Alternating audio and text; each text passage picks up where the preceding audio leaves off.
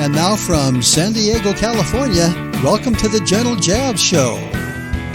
With a little gentle jab coming from the left and another gentle jab coming from the right.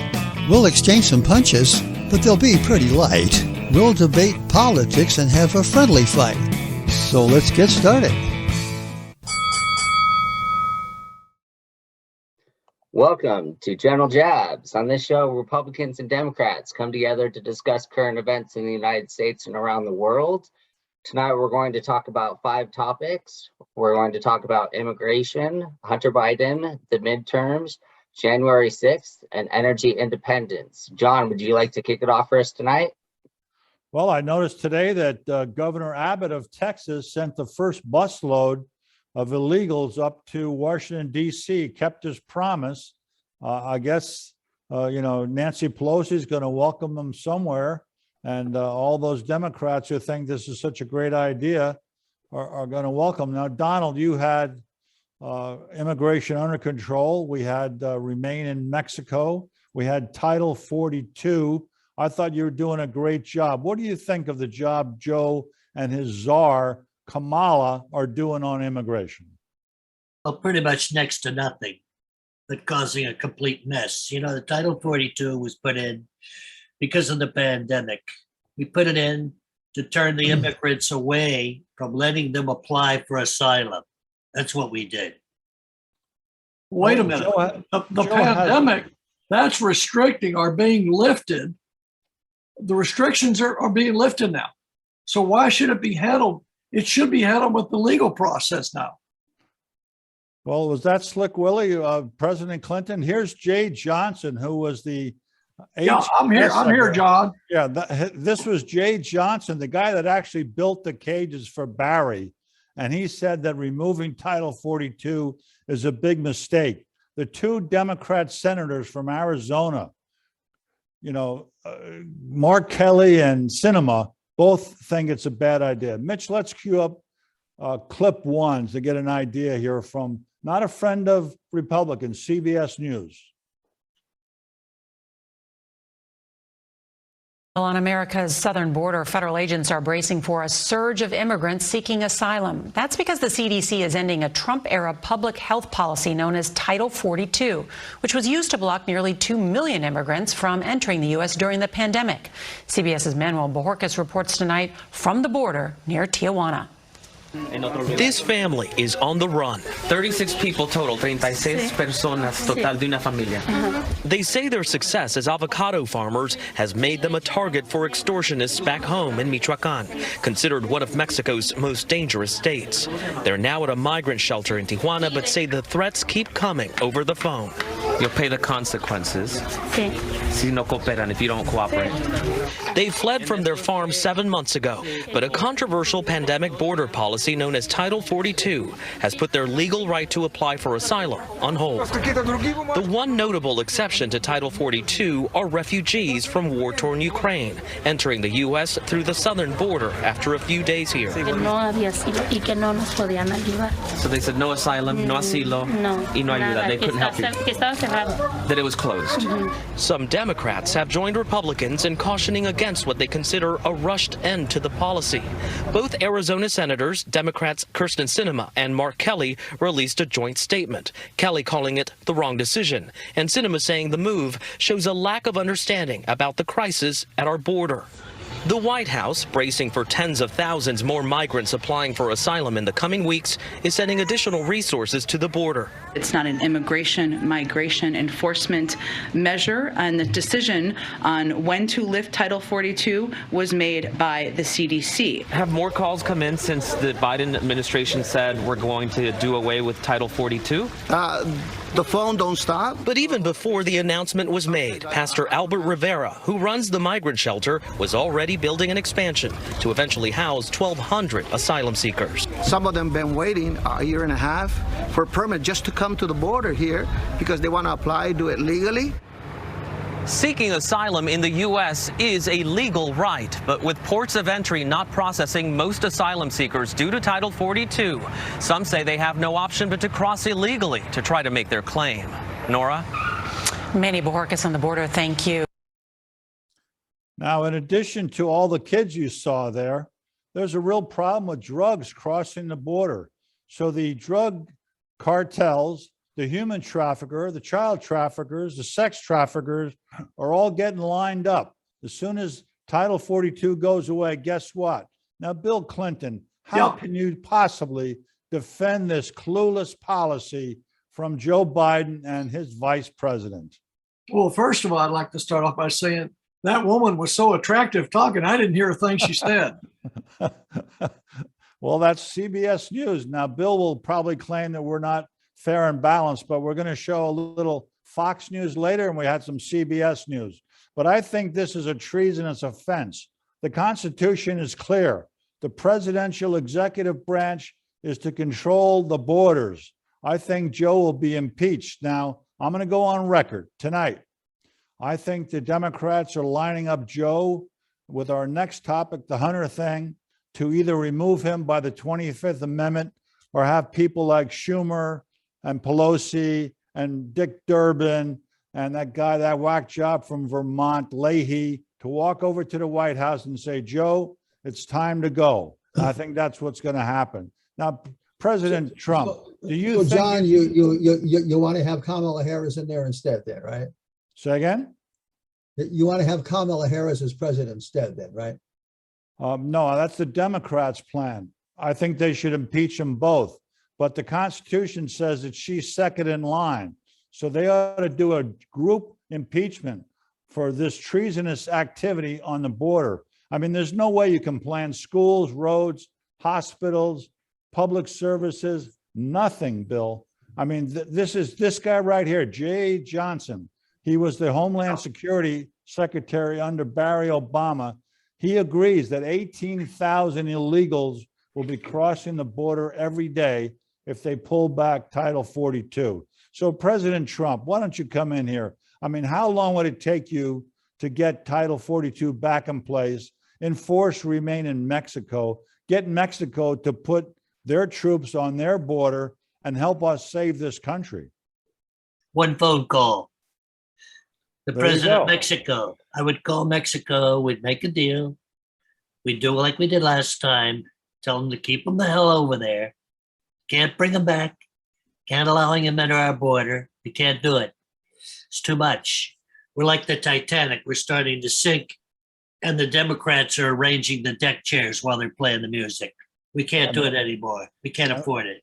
Anyone else have a comment on immigration before we move on? Yeah, I do. Okay, go right ahead. I don't agree with anything you just said about, you act like the sky's falling, like everything's falling apart. It's not falling apart. If you look at every administration, you go back to, I'm sure you revere Ronald Reagan very much. Why didn't he do anything? All the way back to Carter. None of the presidents, it's not like a snap of the fingers that you can just go in there and create something. And I don't believe that creating a wall, I think it's too divisive. I don't think that's necessary to do that. It's inhumane. I stand by that.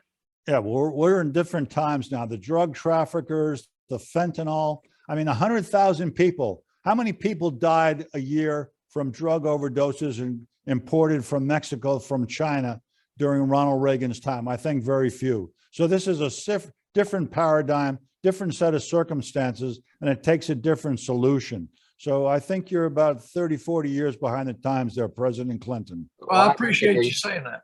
I appreciate you saying that, John, but you know, the facts are the facts. And when you look at it, we might lose the House this year, but I don't believe we'll lose the Senate. So I think your impeachment statement is way off. I don't think that Joe's done anything to be impeached. Oh, I could start to quote title and verse here. Now let's move on to Hunter. I think Hunter is going to be the downfall of this Biden administration. I think people within the Democrat Party, the elites, have decided it's time to cut Joe loose. If you don't believe that, look at some of those clips from last week when Barry was at the White House. They were ignoring Joe. They were circling around Kamala and Obama, and I think that they've decided to cut him loose. Hunter is going to be the downfall of this administration. Take it to the bank. Now, President Trump, one of your sons was caught falsifying a federal firearms application, had been all kinds of drug problems, had left a laptop with child porn on it at a repair shop. What do you think the reaction of the media would have been if that was the case? It would have been a bonfire, complete bonfire. I would like to know, who is the big guy? We keep hearing about the big guy. Who's the big guy? Who's the big guy? That's what I want to know. It's one of the greatest scandals. I mean, you could have history. You should have a secret investigation. Bobulinski came on. He's got all the details, the dates, the payments. He was there involved with Hunter's businesses. So, Mitch, let's cue up clip 2. Could I add something here before? I'd like to. Yeah. Thank you very much. Yeah. I can't let that go, because I believe only a handful of Republicans actually care about this. The American people care more about what's more important with the country and not what's on a laptop. I mean, if that was the case, look how they treated me. So, I'm all about, okay, what happened. What's done is done. We're more concerned about where we're going as a nation. And now I wanted to ask you a question. Pretty good, huh? Back when your wife was putting out that it was a vast right-wing conspiracy. Who came up with that? Please don't bring her into this. Was that James Carville? Was that Chelsea? Who came up with that slogan, vast right-wing conspiracy? You know what? I think it was. Well, it turned out not to be. Well, we all make mistakes. Yeah. So Hunter, this was supposedly Russian disinformation. 51 former intelligence officers signed a letter that said that this was Russian disinformation. Do you have any thoughts on this guy Clapper, and Brennan? They're a disgrace to everything that our country stands for from an intelligence operation. Yeah, I would say stop watching Fox News, because that's all you're going to hear. Let's listen to a little bit from Fox News. Let's listen to Tucker Carlson. Of course, Fox News. Here we go. Yeah, Miranda Devine is the one who stood up and said, there's something wrong here. Everyone said she was crazy, and it's just ridiculous. So that's clip 2, Mitch. And, it's just ridiculous what she had to go through pushing this here. Let's hear from this. So this is a massive win for the people, I guess, who were censored. And first among them is Miranda Devine, who was censored when she tried to tell the truth before the election. She's the author of The Laptop from Hell, columnist of the New York Post. We're happy to have her join us tonight. Miranda, how does this feel to have the New York Times admit that you were right all along? Well, it's kind of delicious to see them sort of squirming around trying to admit the obvious. But, if you're a reader of the New York Post or a viewer of Fox News, you knew this 16 months ago. You didn't need the great New York Times to tell you that it was true, right, and that they'd authenticated the emails. We already did that. And we published truth, the stories that were real, and have continued to do so without fear or favour. But unfortunately, the New York Times readers have been kept in the dark by their newspaper, their organ of choice, and that was for deliberate reasons. It was because they wanted Donald Trump to lose the 2020 election. So all journalistic ethics and standards went out the window. And there doesn't matter how you try and dress it up now and pretend that you just found out, even if you didn't have the laptop, as you know, because you interviewed Tony Bobulinski at the time, he was a patriot, a hero who stood up against his own interests to tell the world the truth about Joe Biden and about his influence peddling, the way he abused his power to make money from foreign countries at the expense of America's national interest. And we're now reaping the spoils of that. And I think, ultimately what we need to know now that we're all on the same page, now that we agree that reality is reality, what do we do next? And I think the next step is to actually look at the evidence of wrongdoing by the president and his family, obviously, but he's the important one, that's contained in the laptop, and do something about it. And throw off the censorship regime that began that day when they censored you, they knocked Parler off the internet. we've never really recovered from that. I mean, everything we say is now censored and no one says anything about it.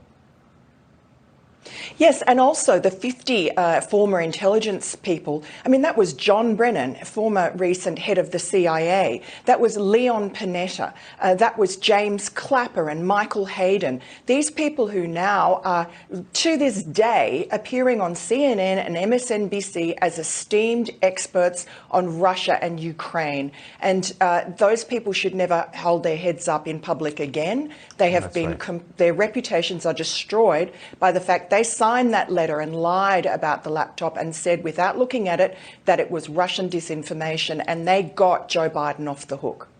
You think of all the people who've been destroyed for nothing, some stupid comment, you know, and then the criminals walk free, a lot of them. Miranda Devine, thank you. Thanks so much, Tucker. Hey, Sean Hannity here. Hey, click here to... So President Trump, I mean, you've kind of followed this thing. Do you think this is going to blow up on Joe Biden and probably would be the reason that he would either leave office or have the 25th Amendment pulled on him? I would certainly hope so. By the way, you know, when you think about it, the lies, all the lies that's said about me, you know, with Russia, everything Putin lies. And that two impeachments, all this money and lies, dividing the country, and the media withheld information to try to steal the election. She's absolutely right. So why did they wait? Because they didn't want to provide that information right before the election. They withheld that information from the people. Well, they wouldn't even let you talk about it during the debate. Chris Wallace tried to shut you down. He actually did shut you down. What a disgrace to journalism Chris Wallace is. Well, if I would have interrupted him, I would have been a bully. So either way, I couldn't win. But Chris did shut me down. I allowed him to shut me down. Well, you're a gentleman and a good debater. Now let's hear from our independent voice, Bill. He's got his hand raised. He wants to get in on this Hunter thing. I do have a question for you, John Stahl. If I understand you correctly, you're objecting to the notion that somebody who's not qualified for a particular job gets millions of dollars to do the job. Am I correct in your assessment there? Say that again? Your objection is that somebody who's not qualified or has no experience in a particular area, and yet they're getting millions of dollars for that. That's your objection, correct? Yeah, my objection is that, you know, he was a drug addict. His old man got him a commission in the Navy. He got thrown out within 30 days. He falsified a federal firearms application, and he's stupid enough to leave a laptop with child porn on it and deal in other things incriminating him and his father and his uncle. So I think he's not qualified to do anything. How do you think he got his job on the board of Amtrak? What I'm leading up to here is, are you familiar with the scandal with Mr. Trump's son-in-law? Are you going to give equal time to that? I mean, you're not biased. You're like Fox News. You're fair and balanced, right? So are you going to give equal time to the scandal with regard to... We're talking about the laptop, Bill. We're talking about Hunter Biden.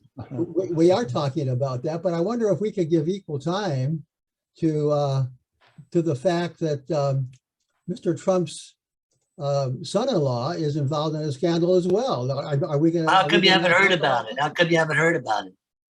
Huh? I haven't heard anything about it. No. You know something we don't know, Bill? Because I don't know what you're talking about. Well, it's all over the news. It's not on the right-wing media because Fox News would never report it. But are you watching CNN again? I mean, his investment company was given $2 billion by the Saudis, and everybody, it was a unanimous decision on the board of directors not to accept the money. So if we're going to be even-handed, here we have somebody with no experience in investment management getting $2 billion.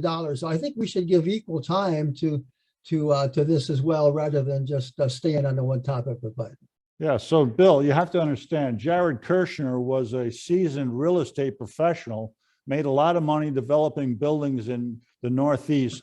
Name one thing that Hunter ever accomplished other than getting thrown out of the Navy and going and banging his ex-brother's wife, you know, when took advantage of her. What has he ever done to improve the life of anyone? What's wrong with keeping things in the family? Yeah. Can you name a single You thing? you didn't answer my question. So I'm not sure I understand your question. You're Okay, well, you my wanting to know question is, why? if the board of directors unanimously were against a $2 billion payoff, and he has no experience as an investment manager, you don't see any problem with that, What board of directors are you talking about? of his capital investment firm. Yeah, so Bill, that's completely hogwash. The reason, You know, the reason Hunter why you had don't no know any, experience. Everything Hunter's ever gotten in his life, his father gave to him.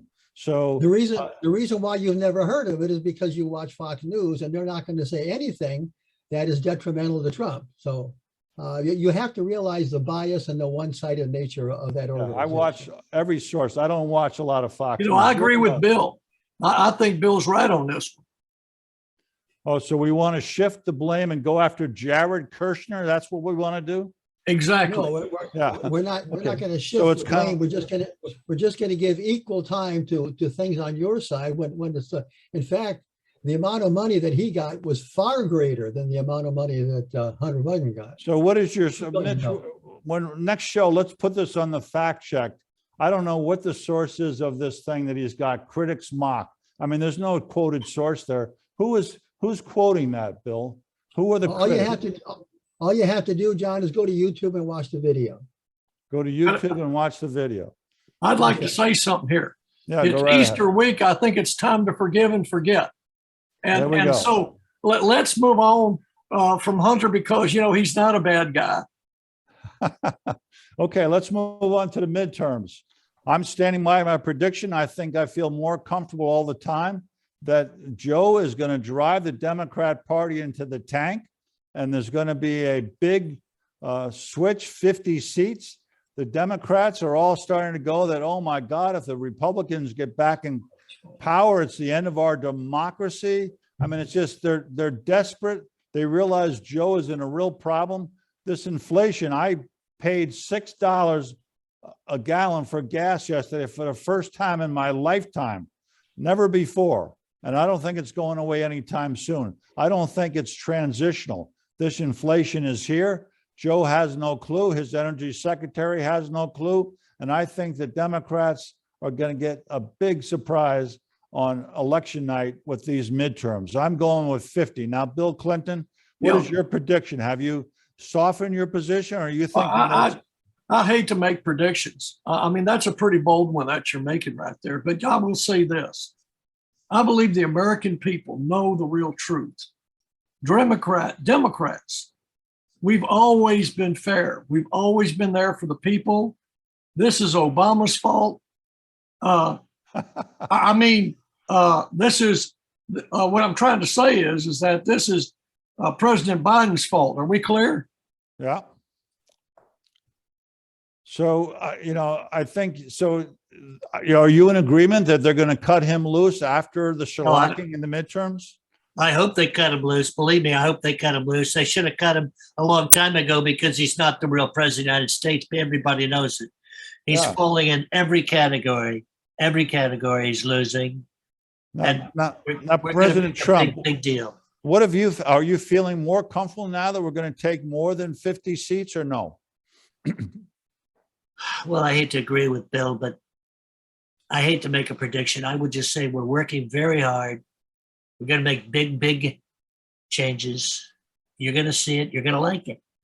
Well, I'm surprised that both of you guys. You're going to like it. You know, both of you guys lost over 40 seats in your midterm.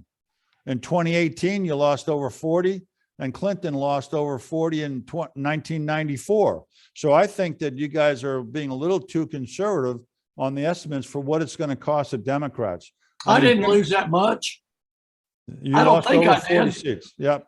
Well, Mitch, put that on the fact check. Midterms for Clinton, he lost over 40 seats in the House. So I don't believe I did. Yeah, it's a number that can be done. I looked it up. Now, any more comments on the midterms before we move along here? Okay, President Trump. Yeah. Any more comments on the midterms?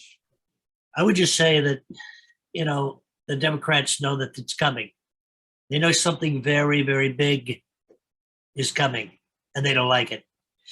Things are spiraling out of control. Do you see what happened with the Federal Reserve? They raised the interest rates again and again. They're raising it. It's the worst thing they can do right now. It's creating more inflation. And the inflation I heard not long ago was just temporary. It's not temporary. We're in a bad way, and I don't know if we can wait 2 more years. Well, I think they're going to shove them out and take Kamala and say that she's the equity candidate, the diversity candidate, and they're going to try to keep the people around the Democrat Party, but I think it's going to be a big mistake. Now let's move on to January 6th. There was one of the defendants who actually was, cut loose. The judge found out that the federal officers had invited them into the Capitol, and I saw today where more and more people are not going to accept plea deals, and they're going to plead not guilty. Now, that to me was nothing more than a mostly peaceful protest.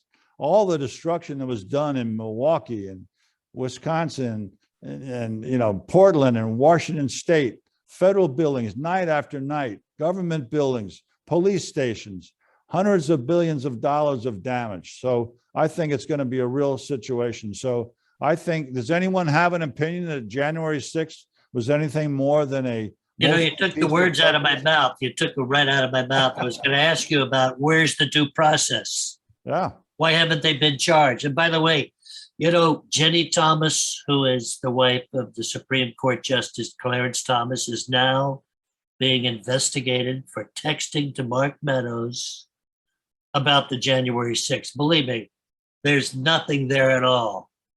There's nothing there at all.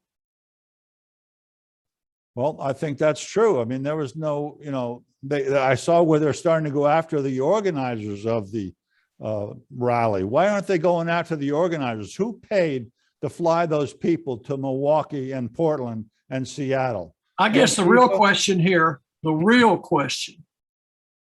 I disagree with Donald, you need to ask, why is Jenny Thomas texting to Mark Meadows in the first place?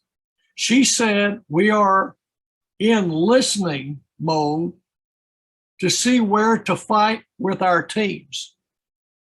Yes, Bill, yes, you're right. She also said those who attacked the Capitol are not representative of our great teams of patriots. Again, nothing there. Well, I'm sure that the left will take anything she said out of context and try to play it. So I think it's going to set up a bad thing. Now let's move on to energy independence. I bought gas for over $6 a gallon. I think every gas station I drove by today had 6+. Some gas stations were $6.59 for a premium unleaded. So I think that we're in for a long haul here, and I think it's going to be bad. Now, Bill Clinton, can you think of anything that Jennifer Granholm has done or will do or has planned to do that will help the average American who's putting gas in his tank to job? Well, I don't want to really talk about her so much, but I would like to reflect about this energy independence and how it started. In 1970, President Nixon eliminated a long-standing oil import quota system. It opened up the floodgates for cheap foreign oil produced primarily in the Middle East. So President Trump had us energy independent. He had the Keystone Pipeline under construction. Gas prices were down under $2 a gallon for most Americans, and I think he did a great job. Donald, how long will it take you to get America energy independent again after January 21st, 2025? One stroke of the pen, believe me. Putting the brakes on fracking, it would require massive investment in the green energy output or significant increases in imported oil. Both would come with short-run costs. Might make the U.S. more dependent on China, at a time when the Middle Kingdom is seeking to raise its global profile. We don't want to be beholden to the whims of an increasingly assertive Chinese Communist Party, do we? No, I think you're exactly right. And we don't want to go back to being dependent on Middle Eastern oil. We don't know what's coming on there. Now, the cleanest thing, all these people that talk about, Green New Deal and all that sort of thing, they don't realize that the cleanest oil in the world would come from American producers. And I don't want to go back to having us dependent on the Middle East and the Straits of Hormuz and all that sort of thing. So I think that Donald Trump had us on the right track. I welcome the day that I will be able to vote for him again in 2024. And I think it's just been a travesty what has happened here to our country with this fraud of a president that we have and this knucklehead cackling vice president. Now, Bill, you want to do a little outreach to the community here? Yes. Well, as you may have noticed, we don't have a Democrat. John Stahl is a strong advocate for the Republican view, and we're looking for a Democrat that would be willing to come onto our show. We might rotate some different guest Democrats, but if you feel if you like debate, if you like politics, and you are a dedicated Democrat that believes in your cause and can articulate your cause, we would consider you giving you a gig on our show. So if you're interested in that, you can send us an email, and it's here on the tube, debatessandiego@gmail.com. debatesandiego@gmail.com.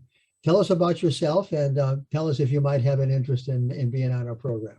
Now, Well, I'll tell you, I'd like to say something. I Yeah, feel go right insulted. I thought I was a staunch Democrat. I feel insulted by those comments. Well, that's the problem with these independents. They can't make a choice, right? So, Bill, I think you've done a great job speaking to the Democrat point of view. You've battled against Donald Trump every night now, and I think you're doing a great job. So you keep up the fight. He's still trying. He's still trying. Yeah. So we want to get a Democrat, if we can, to come on, because Bill kind of wavers between independent and Democrat, and Donald and Bill Clinton go at each other. So let's get some final comments here.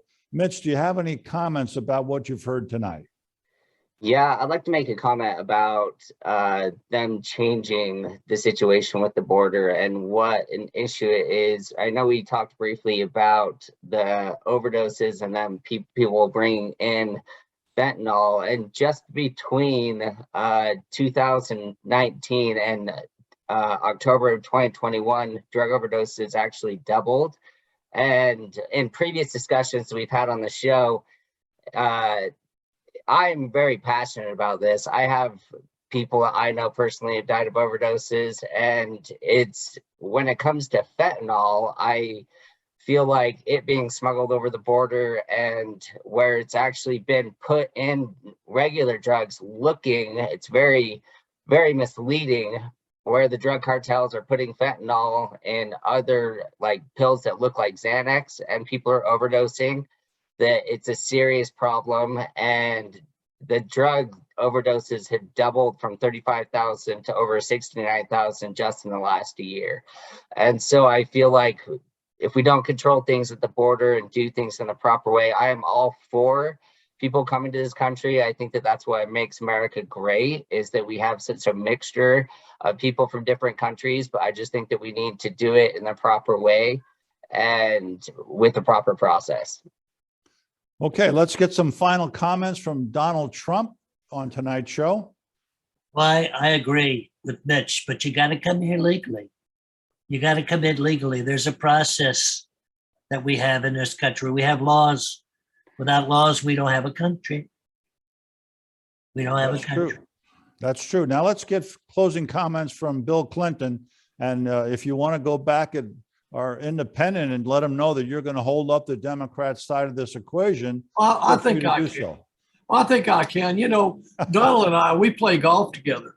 Actually, we're fairly good friends. We play golf together sometimes. And the other day I looked at him, I said, there's one thing that you and I can agree on.